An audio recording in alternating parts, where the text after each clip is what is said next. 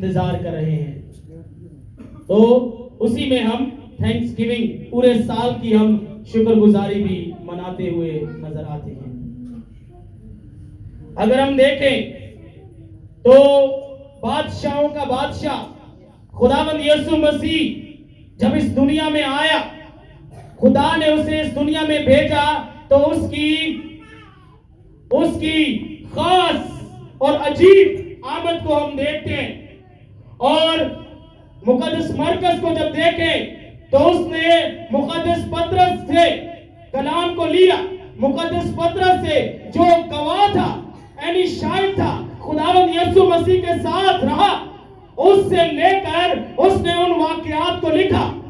और मुकद्दस मरकस की जो अंजील है, ये सबसे पुरानी या पहली अंजील कहलाती है। तरतीब के हिसाब से नहीं मैं कह रहा, लेकिन जो लिखी गई तो सबसे पहली ये अंजील लिखी गई है। और फिर इस अंजील को देखकर मुकद्दस मत्ती ने भी लिखा, और फिर इसी अंजील को और मुकद्दस मत्ती की अंजील को देखकर मुकद्दस लूका ने भी इनमें से कुछ चीजें ली और कुछ उसने यानी शायद से लेकर लिखा। और मुकद्दस मरकस खुदावंद यीशु मसीह को बतौर बादशाह, दुनिया के लिए बादशाहों का बादशाह, दुनिया के लिए निजात दहिंदा, दुनिया के लिए पीस मेकर, दुनिया के लिए सलामती का शहजादा पेश करता है। वो दुनिया के लिए सिर्फ यहूदियों के लिए नहीं, सिर्फ यूनानियों के लिए नहीं, बल्कि मुकद्दस मरकस ने जो अंजील लिखी, उस अंजील में वो तमाम दुनिया के लिए, कुल कायनात के लिए खुदावंद यीशु मसीह को सलामती का शहजादा पेश करता है। और आज जो हम संडे मना रहे हैं वो क्या है? वो भी पीस, सलामती का संडे मना रहे हैं या वीक मना रहे हैं। तो अजीजों, यहां हम देखते हैं पहली आयत से लिखा है, यीशु मसीह इब्ने खुदा की खुशखबरी का शुरू। खुदावंद यीशु मसीह ने जो खुशखबरी सुनाई, जिस खुशखबरी की नवेद के लिए खुदावंद यीशु मसीह आए, जिसके लिए खुदा ने अपने बेटे को दुनिया में भेजा, सलामती का शुरू है। दुनिया के लिए सलामती बन के आया है, दुनिया के लिए अमन बनकर आया है, दुनिया के लिए पीस मेकर बनकर आया है। कोई ऐसा बादशाह नहीं है। इमाम खुमैनी क्या कहता है? वो कहता है कि मैंने बादशाहों को देखा है तसल्लुत जमाने के लिए, अपना दमदमा बांधने के लिए, अपने इख्तियार के लिए वो तलवार का इस्तेमाल करते हैं, जंगो जदल का इस्तेमाल करते हैं, खून बहाते हैं, कत्ल करते हैं। लेकिन वाहिद एक बादशाह है जो दुनिया का बादशाह नहीं बल्कि कुल कायनात का बादशाह है। वो कोई और नहीं, वो सलामती का शहजादा, जिसने सलामती के साथ, अमन के साथ, मोहब्बत के साथ पूरी दुनिया को जीत लिया, कुल कायनात को जीत लिया। और वो कोई और नहीं, वो सिर्फ और सिर्फ बादशाहों का बादशाह, सलामती का शहजादा, अजीब मशीन, खुदा कादिर, अब्दियत का बाप, सलामती का शहजादा हमारा यीशु मसीह है। कोई और नहीं है जिसने अमन के साथ कायनात को जीता हो। किसी के पास ये ताकत नहीं है, सिर्फ और सिर्फ मेरे और आपके यीशु की एक कुदरत है कि वो सलामती के साथ, अमन के साथ बादशाही कर रहा है। वो बादशाह अमन का बादशाह है। और क्या लिखा है? लिखा है जैसा यसाया की किताब में लिखा है। क्या लिखा है? आज यसाया के हवाले में 9वीं आयत से लिखा है, ऐ सयून को खुशखबरी सुनाने वाली, ऊंचे पहाड़ पर चढ़ जा। सयून कौन है? यरूशलेम का पुराना नाम सयून है। और क्या कह रहा है? यरूशलेम कहां था? सयून यहूदा में। यरूशलेम किसका शहर है? यरूशलेम दाऊद बादशाह का शहर है, बादशाहों का शहर है। दाऊद और फिर उसकी नस्ल सारी जितने बादशाह थे वो सब कहां पर थे? यरूशलेम में उनका महल था। इसलिए वो कह रहा है कि ऐ सयून को खुशखबरी सुनाने वाली, ऊंचे पहाड़ पर चढ़ जा, तेरी आवाज हर कोई सुने। क्यों? कौन आ रहा है? सलामती का बादशाह आ रहा है, सलामती का शहजादा आ रहा है, अमन का बादशाह आ रहा है, अमन का बानी करने वाला, कायम करने वाला आ रहा है। और यरूशलेम को बिशारत देने वाली, जोर से अपनी आवाज बुलंद कर, खूब पुकार और मत डर।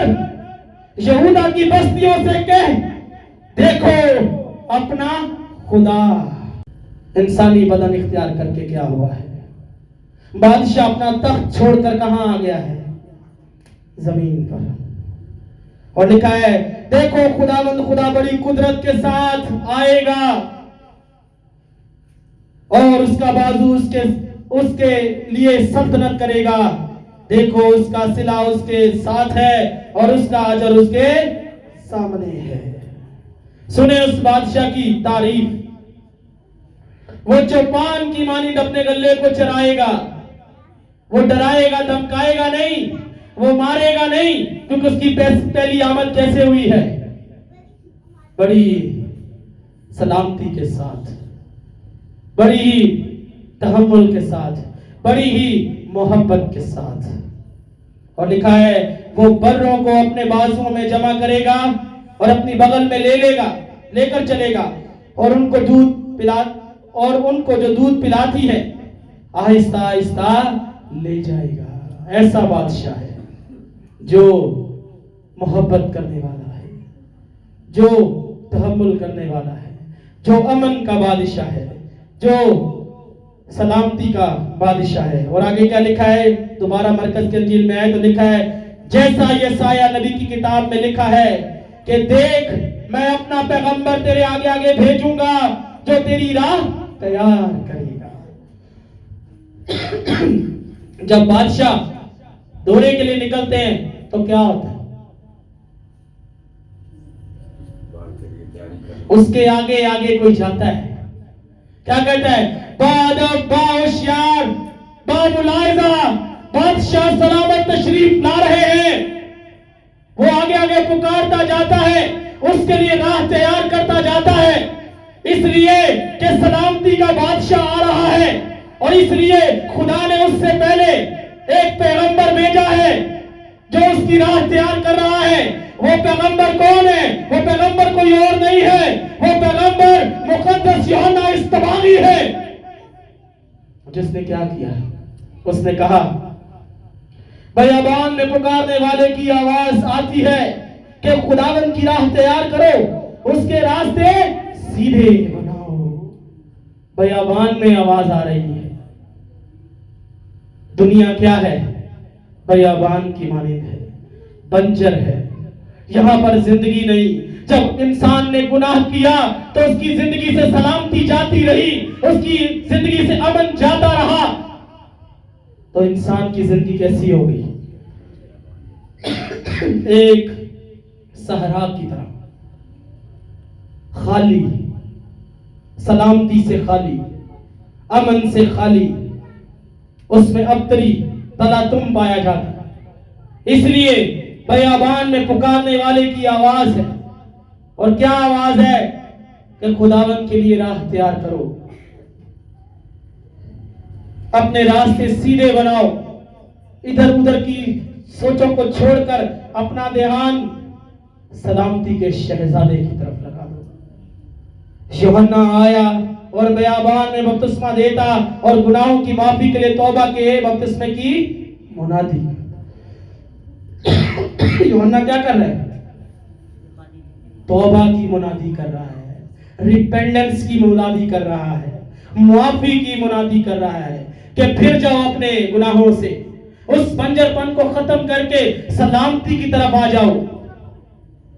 और लिखा है, और यहूदा के मुल्क के सब लोग और यरूशलेम के सब रहने वाले निकलकर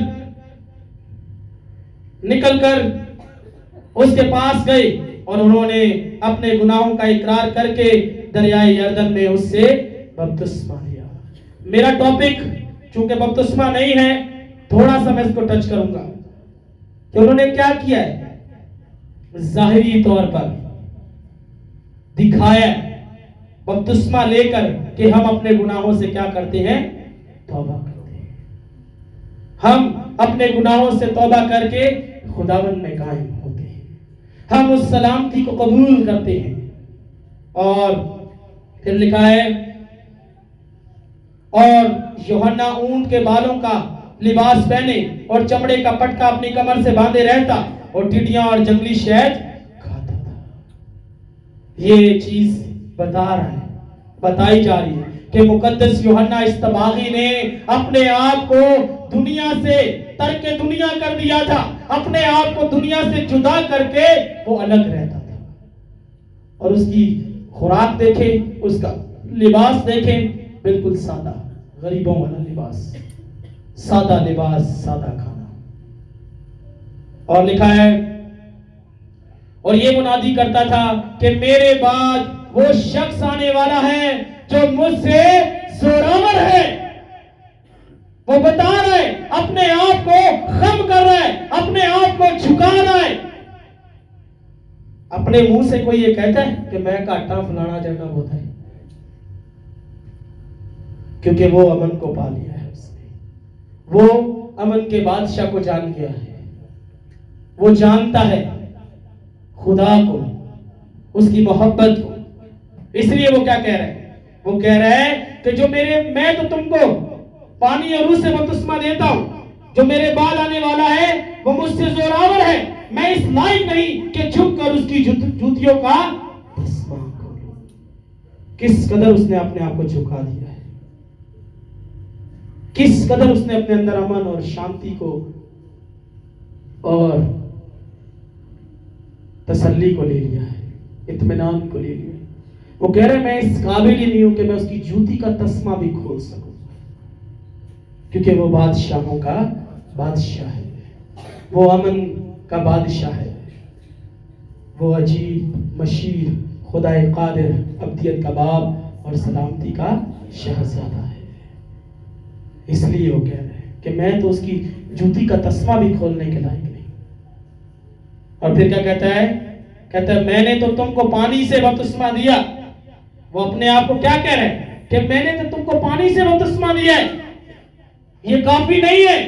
बल्कि क्या कह रहे हैं, कह रहे हैं मगर वो तुमको रूह कुद्स से बपतिस्मा देगा, वो तुम्हें रूह कुद्स से बपतिस्मा देगा। और रूह कुद्स क्या करता है, हमारी मदद, हमारी रहनुमाई करता है। रूह कुद्स हमें तैयार करता है, रूह कुद्स हमें तैयार करता है कि हम बादशाहों के बादशाह के हजूर झुक जाएं। हम बादशाहों के बादशाह, अमन के बानी यीशु मसीह के पीछे चलने वाले हैं। रूह कुद्स क्या है, खुदा, यानी उसका कहना था कि मैं तो सिर्फ तुम्हें पानी से बपतिस्मा दे रहा हूं, सिर्फ तुम्हें तौबा की मुनादी कर रहा हूं, लेकिन जो मेरे बाद आएगा वो अमन, प्यार, मोहब्बत की तालीम देगा। उसकी तालीम में तुमने अपने आप को बपतिस्मा देना है, रंगना है। उसकी तालीम में अपने आप को क्या करना है, रंग देना है। और जब उसके साथ हम कायम हो जाते हैं तो फिर क्या होता है। आज एक पैदाइश की किताब 4 बाब और उसकी 3 आयत से, क्योंकि हम थैंक्स गिविंग भी मना रहे हैं आज, तो हम शुक्रगुजारी किसके लिए लाए हैं, खुदा के लिए, अमन के बादशाह के लिए, सलामती के शहजादे के लिए, कि सारा साल उसने संभाला। लिखा है 3 आयत से, चंद रोज के बाद यूं हुआ कि काइन अपने खेत के फल का हदिया खुदावन के वास्ते लाया, और हाबिल भी अपनी भेड़ बकरियों के कुछ पहलौठे बच्चों का और कुछ उनकी चर्बी का हदिया लाया। और खुदावन ने हाबिल को और उसके हदिये को तो मंजूर किया, पर काइन को और उसके हदिये को मंजूर ना किया। इसलिए काइन नहायत गजबनाक हुआ और उसका मुंह बिगड़ा और खुदावन ने काहिन से कहा, तू क्यों गजबनाक हुआ और तेरा मुंह क्यों बिगड़ा हुआ है? अगर तू भला करे तो क्या तू मकबूल ना होगा, और अगर तू भला ना करे तो गुनाह दरवाजे पर थपका बैठा है और तेरा मुश्ताक है, पर तू उस पर गालिब है। इस पूरी स्टोरी के अंदर हमें क्या नजर आ रहा है कि वो शुक्रगुजारी के तौर पर हदिया बादशाहों के बादशाह के सामने, खुदा के सामने, जिसने उनको संभाला, उनके रेवड़ों की, उनके खेतों की, उनकी निगहदाश्त, फिक्र की, संभाला, उसके लिए वो क्या लेकर आए हैं? हदिया लेकर आए। अगर हदिये को माने हम लुगत में देखें तो इसका मतलब क्या है? इसका मतलब यह है बख्शिश, अतिया, इनाम कह सकते हैं। तो वो खुदा के सामने अपनी शुक्रगुजारी लेकर आए हैं और वो खुदा के सामने पेश कर रहे हैं। लेकिन हमें यहां क्या नजर आ रहा है कि वो दो भाई हैं और दोनों अपना हदिया लेकर आए हैं, अपनी शुक्रगुजारी खुदा के सामने लेकर आए हैं। लेकिन खुदा ने क्या किया है? खुदा ने हाबिल का हदिया कबूल किया, हाबिल का नजराना कबूल किया है। क्यों? क्योंकि हाबिल खुदा की नजर उस हदिये पर नहीं है, खुदा की नजर उस हदिये की तरफ नहीं है, बल्कि खुदा की नजर उन दोनों के दिल पर है, उनकी नीयत पर है। हाबिल जो है वो अच्छी चीज लाया है। क्यों? उसके दिल में अच्छाई है, अच्छा हिस्सा लेकर आया। और काहिन, उसके दिल में अच्छाई नहीं है, उसके दिल में शायद यही बात है कि ये मेरी मेहनत है और अपनी मेहनत मैं खुदा के सामने पेश कर दूं। तो खुदा ने उससे क्या कहा? खुदा ने उसका हदिया कबूल मंजूर नहीं किया। बादशाहों का बादशाह दिलों को जांचने वाला खुदा है, सलामती का शहजादा दिलों और गुर्दों को जांचने वाला खुदा है। बंदी बनकर अगर कुछ देना है तो वो उसके हजूर कबूल नहीं है। दिल की खुशी से देना है, शुक्रगुजारी देनी है, तो शुक्रगुजारी में हम क्या करते हैं? दिल की खुशी से देते हैं। और खुदा यहां पर काहिन से क्या कह रहे हैं? लिखा है, पर काहिन को और आगे क्या लिखा है? उसके हदिये को, दोनों को खुदा ने मंजूर नहीं किया, ना काहिन को ना उसके हदिये को। और लिखा है क्या? इसलिए काहिन नहायत गजबनाक हुआ और उसका मुंह बिगड़ा। अब खुदावंद क्या कह रहा है? खुदावंद ने काहिन से कहा, तू क्यों गजबनाक हुआ और तेरा मुंह क्यों बिगड़ा है? अगर तू भला करे तो क्या तू मकबूल ना होगा? क्योंकि वो जो सलामती का शहजादा है, जो अमन का बानी है, वो किसी का तरफदार नहीं है। उसने कहा कि अगर तू भला करे तो क्या तू मंजूर ना, मकबूल ना होगा? क्योंकि मुझ में नाराजगी नहीं है। उस पीस मेकर के, उस बादशाहों के बादशाह, उस अमन के बानी में नाराजगी नहीं है। और लिखा है, अगर तू भला ना करे तो गुनाह दरवाजे पर थपका बैठा है और तेरा मुश्ताक है, पर तू उस पर गालिबा। खुदा क्या कह रहे हैं? कि उस पर क्या? गालिबा। अच्छा हदिया। आज हम पूरे साल का मैंने अनाउंस किया था कि पूरा साल खुदा ने हमें संभाला है। आज हमने शुक्रगुजारी लेकर आनी है। मैंने ये नहीं कहा था कि बड़े बड़े कुछ पकवान लेकर आए, मेरा यही कहना था कि दिल से आना चाहिए, जो भी आए दिल की सच्चाई से, कि खुदावंद सारा साल तुम्हें संभाला, मदद की, रहनुमाई की। तो अजीजों, आज जो कुछ भी हम लेकर आए हैं वो ये ना समझे कि हम बस कांग्रीगेशन को खिलाने के लिए लाए, बल्कि हम ये समझ कर लाए कि खुदावंद के सामने हम हदिया लेकर आए, सारे साल की हिफाजत मुहाफजत की। ये आपका और खुदा का मामला है। वो अमन का शहजादा है, उसमें नाराजगी नहीं है।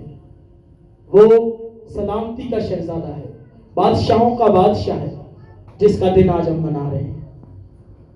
एडवेंट सेकंड संडे हमने मनाया है। सो अजीजों, आइए सिर्फ कहने से ना हो, बल्कि जिस तरह यूहन्ना कहता है कि उसके लिए राह तैयार करो, अपने रास्तों को सीधे बनाओ, तौबा करने की जरूरत है, उस अमन के बादशाह के सामने झुकने की जरूरत है। खुदावंद मुझे और आप सबको इस मुकद्दस पाक कलाम पर अमल पैरा होने की तौफीक दे।